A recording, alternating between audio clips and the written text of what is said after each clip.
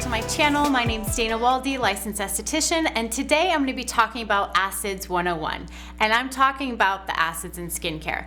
So I'm going to break down the difference between an alpha hydroxy acid versus a beta hydroxy acid. Why one and not the other, and what's the point of using acids?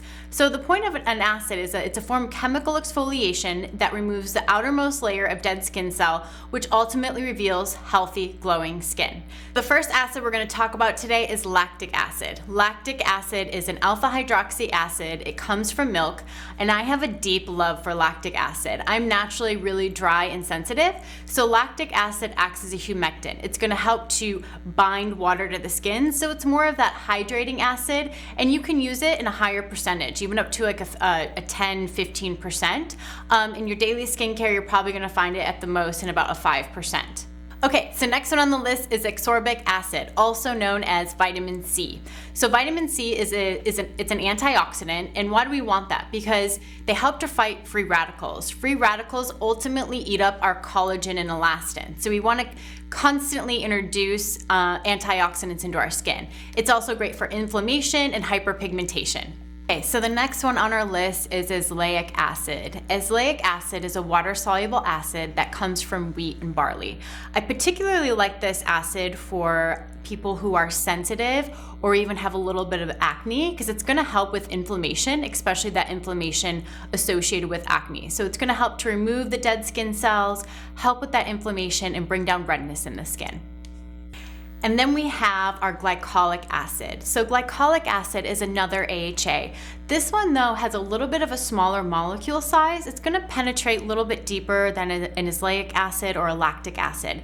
It's particularly great for people with hyperpigmentation. It's gonna help with, again, inflammation, but this one is more ideal for somebody who has hyperpigmentation. Next one on our list is Mandelic Acid. This one is an oil-soluble acid that comes from almonds. This one's particularly nice for somebody with acne because the antibacterial properties in it. This one does have larger molecules, so it is going to work more on the surface, just like a lactic acid.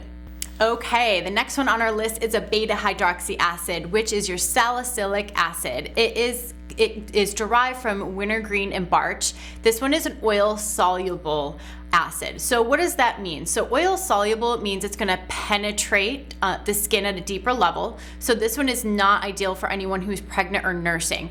So an easy way to think of this one, the salicylic acid, so it's great for people with acne. So when I think of acne, I associate that with oily skin. So it's being an oil soluble, meaning it's going to penetrate the oils in the skin. So this acid is particularly nice for people who have really oily, acneic skin. When you're working with it daily, I probably wouldn't go any more than a 2%. Anything more than that, I think would ultimately dry out and dehydrate the skin. So if you have oily or acne skin, I'd definitely be shopping for a salicylic acid. Okay, and lastly, we have retinoic acid, also known as vitamin A, very popular ingredient in our skincare these days. So why do we want to use a retinoic acid? This one is a great one because it is penetrating not only the epidermis, but down into the dermal layer of the skin. When you're going into the dermal layer, that's really what's focusing on that collagen production.